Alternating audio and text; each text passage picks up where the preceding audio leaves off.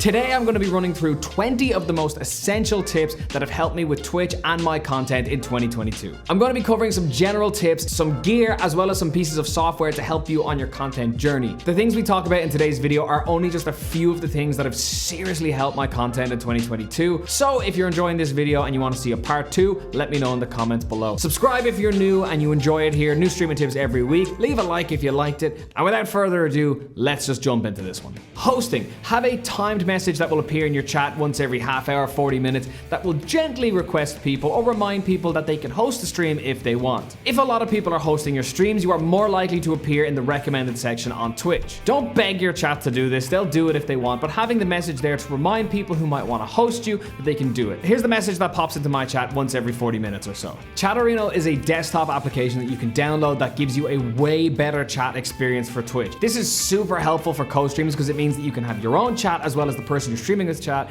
open in 2 separate tabs, and it's really easy to flick between. This saves you having to go to their chat or have their stream open or pop out their chat, and it's just all contained together in CHATERINO. It supports Frankers and better Twitch TV. You also get a little alert if someone tags you, and there's just a lot of functionality and a lot of customization with this. Super helpful. vidIQ is an extension that I literally could not make videos with on YouTube, I don't think anymore. It helps you for when you're uploading your video by recommending tags, giving you a score for how searchable your title might be, and if your description is too long, and it gives you like a little checklist that you can tick off things to do as you're uploading your video. I used the free version for a while, but recently I upgraded to the paid version. That gives you extra things like title recommendations and stuff like that that are really, really helpful. If you use Stream Elements or even Streamlabs, you can actually assign a channel manager or an admin to one of your mods. This means they can do things like replay alerts, skip alerts, actually change things on your overlay while you are live. Recently I got hit by some nasty follow bot things on Twitch that were following me with some really nasty usernames, and my mods, before I'd even noticed this was happening, were able to disable my alerts so none of these names were popping up on my stream. My mods are also able to do things like edit my sub goal if it's a little bit off, move things around my screen if they're in the wrong place, or edit anything they need to do on stream. However, I would only recommend giving this access to people that you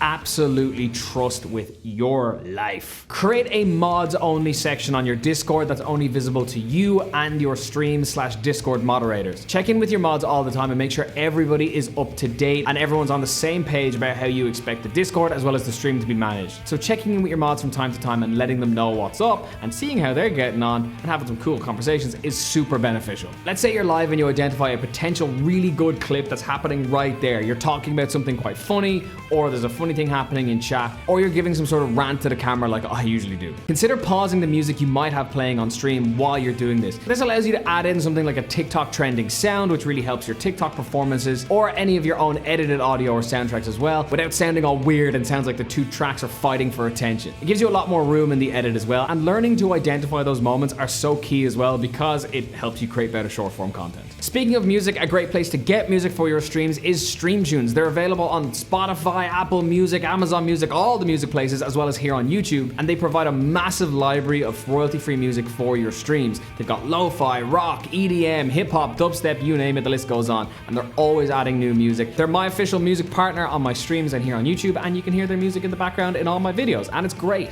Check them out now, they're awesome. If you're someone who's still playing copyrighted music on your stream, I don't care if you have clips disabled, I don't care if you don't have VODs being saved, stop doing it, you're gonna get yourself in trouble sooner or later. Playing whatever music you like should not be the defining factor on whether or not you can make good content. If you haven't already stopped, please stop using copyrighted music. It's only a matter of time before this all comes crashing down and you might end up with a bit of a ban or at least a couple of copyright strikes. If you own a Stream Deck, consider adding a clip button to your Stream Deck. This means that like that, if maybe your stream is a little bit quieter and you have a cool clip that you might want to turn into a piece of short form content or save for later for a video, on your Stream Deck you can easily just click that button and it will save the last few moments of your stream in a clip that you can download later. Add that in, save yourself so much worry in the future. Also on your Stream Deck, consider adding some of the Twitch commands to your stream. Things like emote only mode is a really good option to have, especially with some nasty raids going around. If you can very quickly trigger emote only mode from your Stream Deck or subscriber only mode from your Stream Deck, it can really help in some nasty situations. If you're someone who posts on TikTok and you posted a TikTok that you felt that was particularly great, that didn't do too well,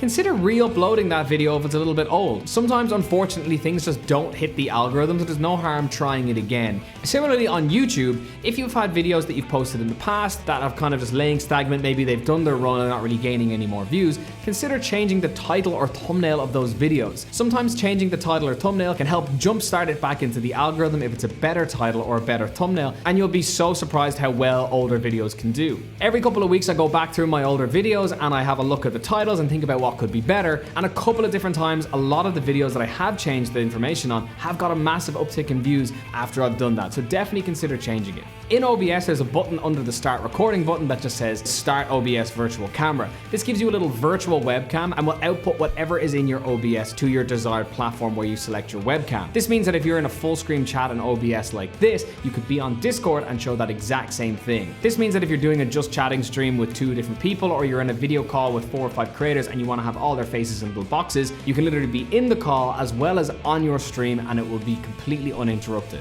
If you're looking for a little bit more customization for your scenes or sources within OBS, consider downloading the STREAMFX plugin. It's a free plugin for OBS that allows you to do some really amazing things. One of the things I like about it is that it provides you with a free transform option for your sources. For example, my chat box on stream is kind of 3D angled. It kind of looks like it's part of my wall, and I did all that through STREAMFX. Super easy to use and a ton of features for a free plugin for OBS. Check it out, link below. If you want to take your Discord to the next level, consider the Me6 bot for Discord. It's absolutely amazing and offers some really great customization and engaging options for your Discord. It gives you some fantastic mod logs. It allows you to do some really great bot stuff in terms of like putting in commands in chat. Really great ways to welcome people to the server, as well as a ton of other features like being able to play music, being able to automate certain things. It is super useful. I could spend hours talking about that bot just by itself. And again, there's a paid option here, so I just want to make it clear, not sponsored.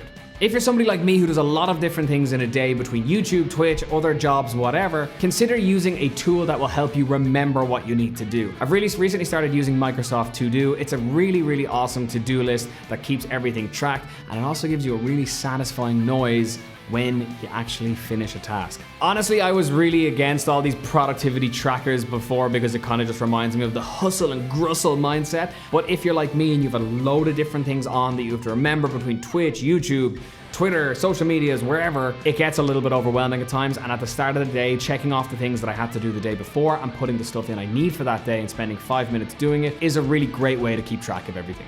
While we're on the topic of things that are going to be very beneficial for streamers, why not check out the sponsor of today's video, Placeit.net. Placeit.net is a fantastic and amazing and very cool website in which you can go on and create assets for your stream or content within a couple of clicks of your mouse. I love Placeit because I am someone who absolutely sucks at graphic design. It is what it is. I do not have the ability to do this stuff on my own. However, Placeit gives me that ability. If I wanted anything from a logo to a new scene on my stream, I can literally create that using thousands of assets already in Placeit, or if I already had some existing stuff, I can upload my own. With Placeit, you don't have to download any software, you don't have to go to multiple different websites, you literally do everything in the website. Even if you do something like create your own logo on Placeit, when you go to download it, it gives you both a color solid background version as well as a transparent PNG that you could use to put on merch or something like that if you like. They have a ton of different stuff on their website, loads of stuff for your Twitter, your Instagram, and a whole dedicated gaming section where they have a lot of assets for things that you might use within OBS or on your streams. Highly recommend Placeit. It's super affordable, and you can also save yourself a wonderful discount by using code xTwoShoes when you're signing up.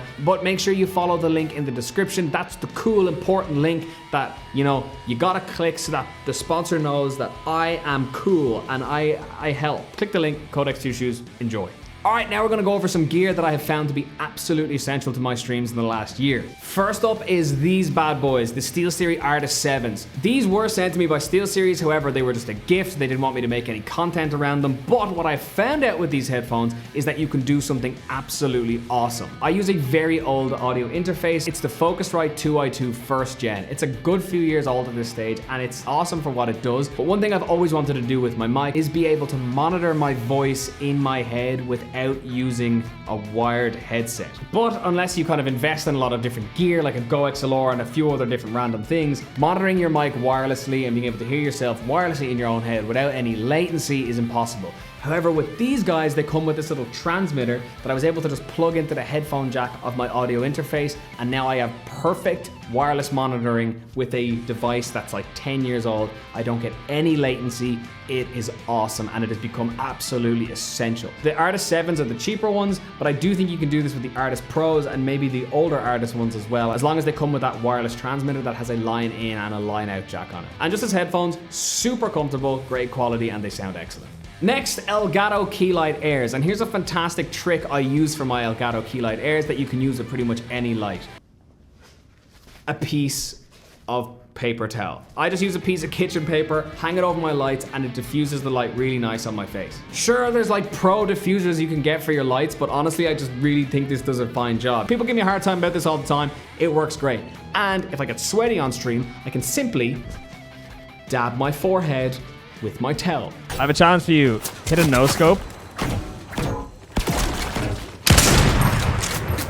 Watch this. Watch this right now.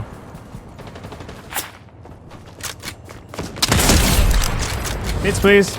Next is the SYNCO D1 microphone. This is an awesome microphone that I bought for this room because this is a quite echoey room. I notice there's still a little bit of an echo in the recording, however, it's not as bad as it once was. These mics will basically only capture any audio that they point directly at, and they're a fantastic solution for YouTubers or people who want to make vlogs while they're out and about. Because I'm using this mic, it allows me to keep the frame clear, and I don't have to have this big mic sticking into the frame if I want to use it. I think it sounds absolutely excellent, and in a better acoustic environment, this thing would sound so much better. It's a really good investment down the line for things like YouTube, and if you can also run it completely battery powered as well, meaning that if you wanted to film a vlog and you own this microphone, you could. Anyone starting a YouTube channel where you're considering talking to the camera like I am, highly recommend this guy. If you'd like to see a part 2 of this, I absolutely have 20 more tips. So if you'd like to see a part 2, leave a like and a comment down below, let me know what you think. Or if you have an essential piece of kit or a tool that you use, let me know about that down in the comments below as well. If you enjoyed today's video and you stuck around this long, please do make sure you leave a like on it if that's your thing.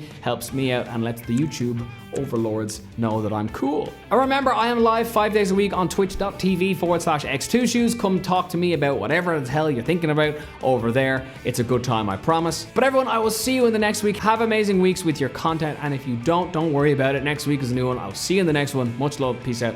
Bye-bye.